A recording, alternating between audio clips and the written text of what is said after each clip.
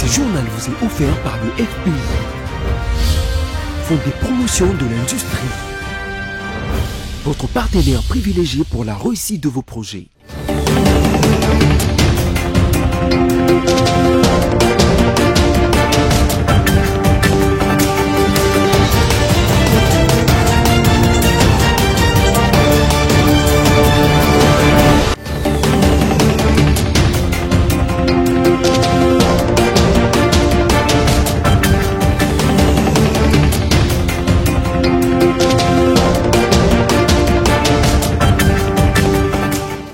Madame, Monsieur, bonsoir et merci de nous rejoindre sur BSC Télévision pour vous mettre à jour. Voici les grands titres de ce soir. L'ambassadrice de la Belgique a été reçue par le chef de l'État, Félix-Antoine Tshisekedi, venu avec un message de félicitations de la part du roi des Belges. Qu'en est-il du phénomène kidnapping dans la ville-province de Kinshasa? Dans ce journal, vous suivrez les avis divergents quant à ce. Et enfin, au Kenya, une explosion de gaz a occasionné un incendie qui a provoqué la mort des 3 personnes et plusieurs autres sont blessés. Les détails, c'est dans les minutes qui suivent. Voilà, encore une fois, bonsoir et merci d'être avec nous ce soir. Le président de la République démocratique du Congo, Félix-Antoine Tshisekedi, a reçu tour à tour l'ambassadrice de la Belgique et celui de la Serbie en République démocratique du Congo. L'ambassadrice de la Belgique était porteuse d'un message de félicitations du roi belge. Par contre, avec celui de la Serbie, les questions liées aux infrastructures, à l'emploi, l'entrepreneuriat et de l'économie étaient au centre de leur rencontre. Images et commentaires. Le Royaume de Belgique s'est dit prêt à accompagner le président de la République Félix-Antoine Tshisekedi Tshilombo, réélu pour un second mandat à la tête de la République démocratique du Congo, dans les priorités de son programme qu'il a annoncé dans son discours d'investiture. Ce sont les propos de Madame l'ambassadeur de Belgique à RDC, Roxane de Bilderling, reçue par le chef de l'État à la Cité de l'Union africaine. Oui, en effet, je suis venue porter le message officiel de Sa Majesté le Roi des Belges, ainsi que la lettre de félicitations du Premier ministre du Royaume de Belgique au président pour sa réélection à ce second mandat comme président de la République démocratique du Congo. Alors, dans ce contexte-là, la Belgique souhaite accompagner le président dans toutes les priorités qu'il a évoquées lui-même. D'ailleurs, dans son discours d'investiture, vous savez que la Belgique est un partenaire important de la République démocratique du Congo, du moins je l'espère. Nous avons un programme de coopération dans divers domaines et en réalité, nos domaines d'intervention correspondent vraiment aux priorités qui ont été identifiées par le président. Par exemple, on a un très grand volet de formation professionnelle, de formation à l'emploi, de promotion de l'entrepreneuriat, un partenariat militaire et de formation. Et ça correspond à la priorité du président qui veut réformer les forces de sécurité pour apporter une plus grande sécurité sur tout le territoire national. Avec l'ambassadeur de Serbie à RDC, Mirol Jevtic, le président de la République Félix-Antoine Tshisekedi Tshilombo a passé en revue des questions relatives au partenariat stratégique dans divers domaines, notamment de l'économie, l'agriculture, les chemins de fer, entre la Serbie et la RDC, un grand pays au cœur de l'Afrique. Et à la primature, désormais, la fonction du commissaire aux comptes ne peut être exercée en RDC par un expert comptable inscrit au tableau de l'ordre. Cette déclaration est faite par le Premier ministre Jean-Michel Sama Lukonde lors de la cérémonie solennelle des remises des brevets aux commissaires aux comptes le jeudi 1er février 2024. Jeannette Fika.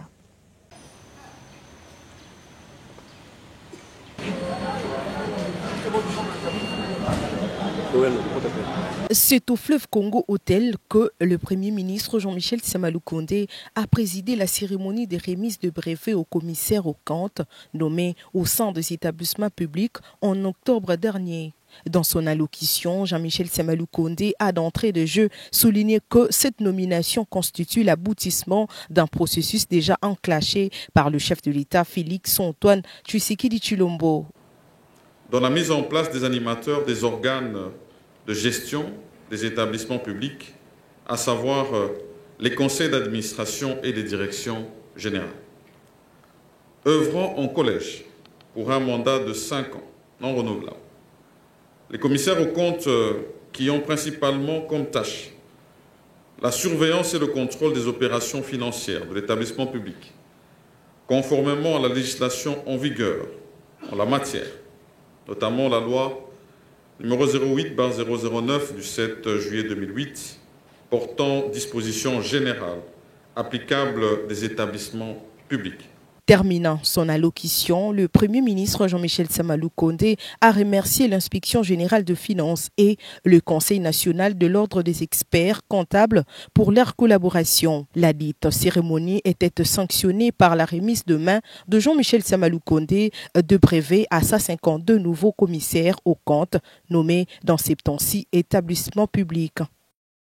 Et puis la page des élections du processus électoral organisé en République démocratique du Congo par la CENI a été entachée de beaucoup d'irrégularités du côté opposition, soutenue par plusieurs organisations tant nationales qu'internationales. Le parti politique de l'opposant Moïse Katumbi Chapwe, Ensemble pour la République, promet d'annoncer ses décisions après la tenue de son conclave qui se tiendra du 5 au 6 février 2024. Annonce faite par la direction de cette formation politique.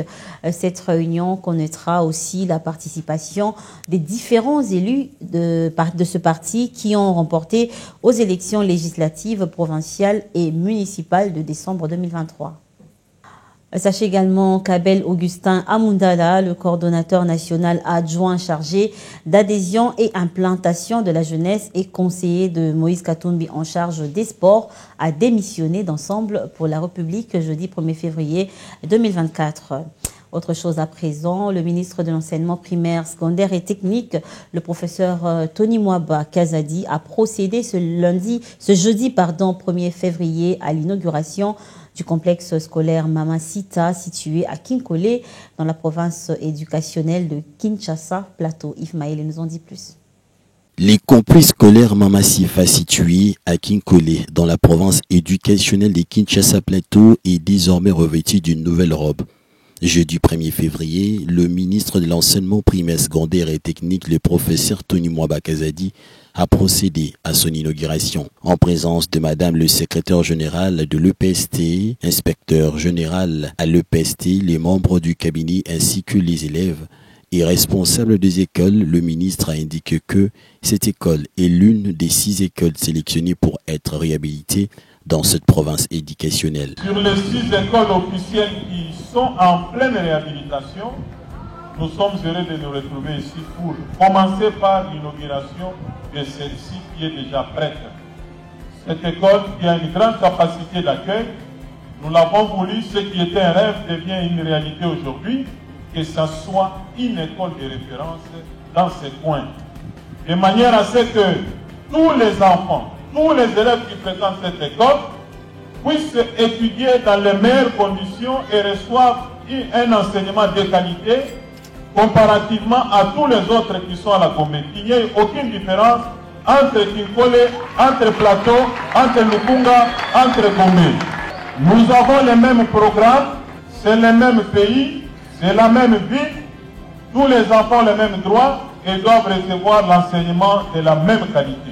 Cette réalisation entre dans les cadres des consolidations des acquis du premier mandat du président de la République, chef de l'État, Félix Antoine Tshisekedi Tshilombo. Le phénomène kidnapping dans la ville-province de Kinshasa, on en parle encore sur les ondes de la radio Okapi. Le commissaire provincial adjoint de la police nationale congolaise, Blaise Kilimbalimba, répondant à une question sur le kidnapping à Kinshasa, révèle que ce phénomène n'existe plus. Pour joindre l'utile à l'agréable, nos reporters sont descendus sur terrain dans le but de connaître l'avis de la population à ces sujets. Regardez. Pendant que la population congolaise continue de se plaindre sur le phénomène kidnapping, le commissaire divisionnaire adjoint de la police nationale congolaise, Blaise Kilimbalimba, lui, affirme que le kidnapping organisé dans la ville de Kinshasa est une histoire ancienne. Phénomène kidnapping, oui, par rumeur. Vous savez, le plus souvent, les rumeurs gagnent sur la réalité. Les rumeurs qui peuvent être considérées comme des faux bruits. parfois une réalité, mais plus souvent des faits non vérifiables. Parce qu'aujourd'hui, nous avons plusieurs cas des personnes supposées kidnappées, mais en fait, quand vous trouvez, surtout si ce sont des jeunes filles, ce sont des jeunes filles qui sont allées découcher 2-3 jours, elles se font payer de l'argent, mais comme les réseaux sociaux sont là, pour rentrer à la maison, éviter la punition du parent, elle sort une vidéo qu'elle a été kidnappée pendant 3-4 jours. Ça, c'est parmi les cas. Et je suis en train de vous parler des rumeurs. Ce n'est pas que le kidnapping n'existait pas. Les kidnappings, même en son temps, existaient, mais c'était des cas isolés. Le kidnapping au sens où c'était devenu, avec le phénomène Kaba-Kaba, organisé de la manière, ça n'existe plus. Ça n'existe plus. Et un kidnapping organisé de la manière Kaba-Kaba n'existe plus.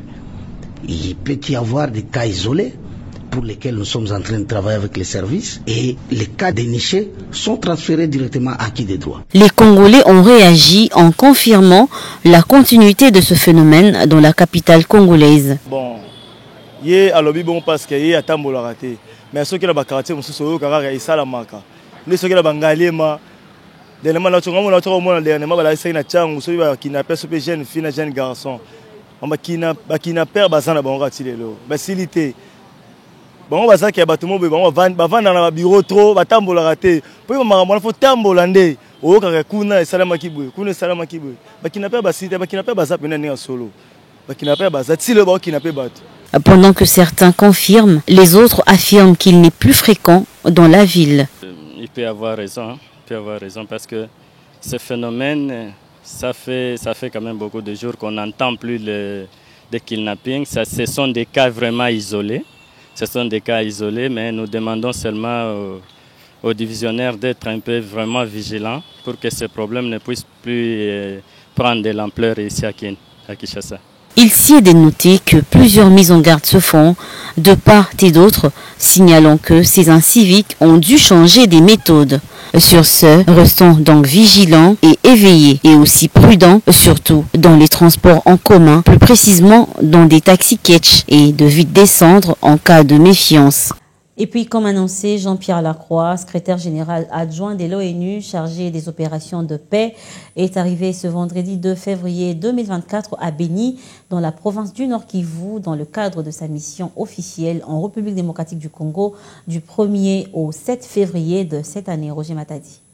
La mission du secrétaire général adjoint aux opérations de paix, Jean-Pierre Lacroix, sur les sols congolais vise à renforcer la collaboration entre les Nations Unies et les autorités congolaises dans le cadre du désengagement de la mission de l'Organisation des Nations Unies pour la stabilisation en République démocratique du Congo, MONUSCO du Sud Kivu. La première phase du plan de désengagement de la MONUSCO prévoyait les retraits complets des composantes militaires et policières de la province du Sud Kivu sera lancée en avril 2024. Le mandat de la MONUSCO a été renouvelé pour 1 an le 19 décembre 2023, mettant l'accent sur les démarrages du désengagement conformément au plan consigné en novembre.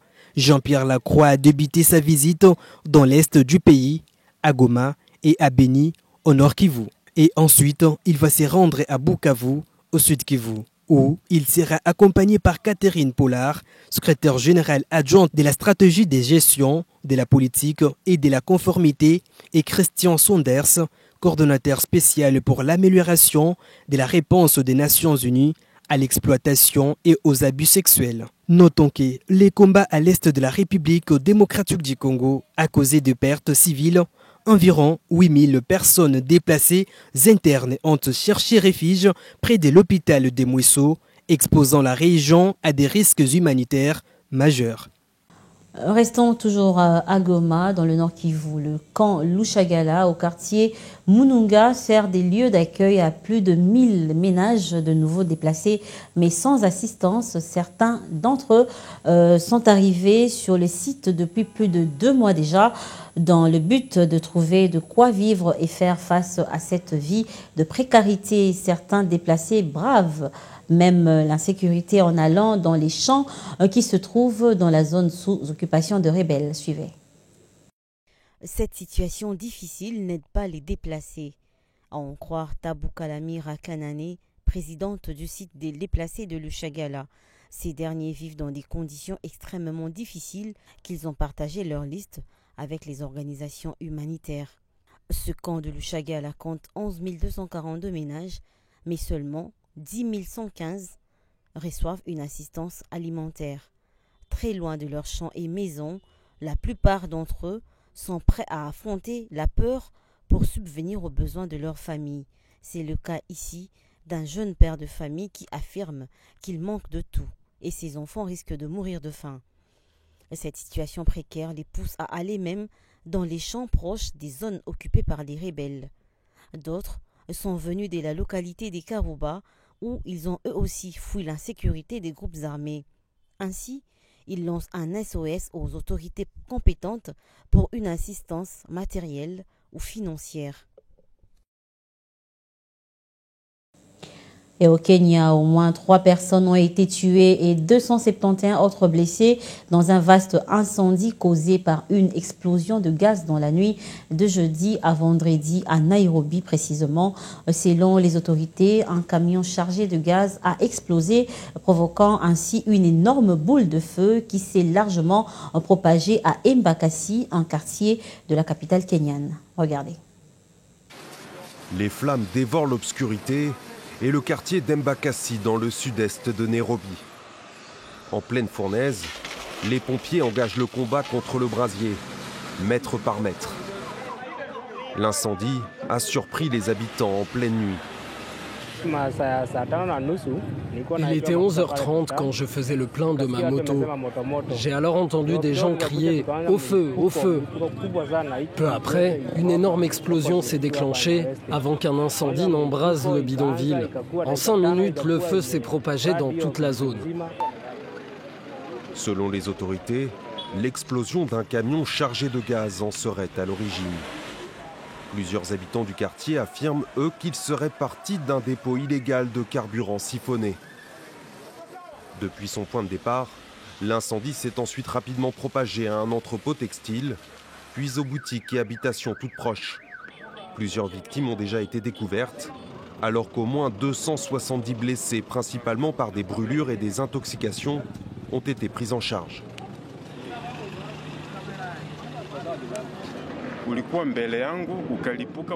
Une bouteille de gaz a explosé juste devant moi. Je suis tombé et j'étais comme englouti par les flammes. J'ai eu de la chance de pouvoir m'enfuir. Le fléau des incendies frappe régulièrement Nairobi.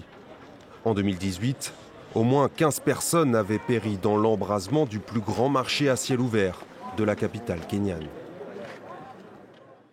Et puis on va prendre un mot de sport dans ce journal. Les quarts des finales de la CAN 2023 a débuté ce vendredi avec 2 rencontres à Abidjan, Nigeria, Angola, qui se sont affrontés déjà à 18h, puis la République démocratique du Congo et la Guinée à 21h. Ce matin, dans les rues de Kinshasa, quelques Kinois ont donné leur pronostic et ont également témoigné leur soutien aux léopards de la République démocratique du Congo avec espoir de gagner ce match. Ils sont au micro de Roger Matadi et Générose Essengo. Tous en a bons joueurs, tous en a bons entraîneurs vraiment, tous on dit ma victoire à coup sûr, tous gagner match à l'élo, après mi-temps jusqu'à fin de match. Match à 3-0, tu as besoin de 3 buts. Eh papa, on a lobé la clé. Match à 3-0. Donc aussi président bien, match peut tout gagner. Bon, premièrement on a félicité nos léopards, nous sommes basali na Kanoyo. En tout cas, depuis tu perdras tant où nous aurons sauté. Donc nous récupérons encore, en tout cas c'est bien Sengo. Nous encourager toujours à continuer bongo. Et c'est on a vu ces ala tout monde que non les lots n'engagent toujours quand n'engagent calé ou meli. Tous ont sous les lots. Ouais, lingi les lots basaka 4-0. Batsa biso leta mabima côté to live 4-0 les lots pour bato sepela na Congo na biso. Pour ngai ndenge match zo kendele. Naza vraiment sûr que Guinée tokoki ko gagner à 2 à 3. Bon, les amours sont à carton même la match. Dire les billes, ça va, 2-1 en faveur de la RDC. Le coup où l'un de Sagara Congolais, tout l'un de RDC parce que les lots vraiment victoire. Donc, il y a sûr, donc 2-0 pénal ici. Donc, tout le monde chance n'a pas comme le pénal mani les bas à goal, les bas Donc, le Bénin, Maboko, Licolo, pour le pas 2-0. Ce journal est terminé, mais nous sommes à présent au rappel des titres. L'ambassadrice de la Belgique a été reçue par le chef de l'État Félix-Antoine Tshisekedi, venu avec un message de félicitations de la part du roi des Belges. Qu'en est-il du phénomène kidnapping dans la ville-province de Kinshasa? Vous avez donc suivi dans ce journal les avis divergents. Et enfin, au Kenya, une explosion de gaz a occasionné un incendie qui a provoqué la mort de 3 personnes et plusieurs autres sont blessés. Et voilà, ce journal se referme ici. À vous qui l'avez suivi, merci. Mais n'oubliez surtout pas de soutenir nos léopards. À nous la victoire, car Dieu est de notre côté. Au revoir et à la prochaine.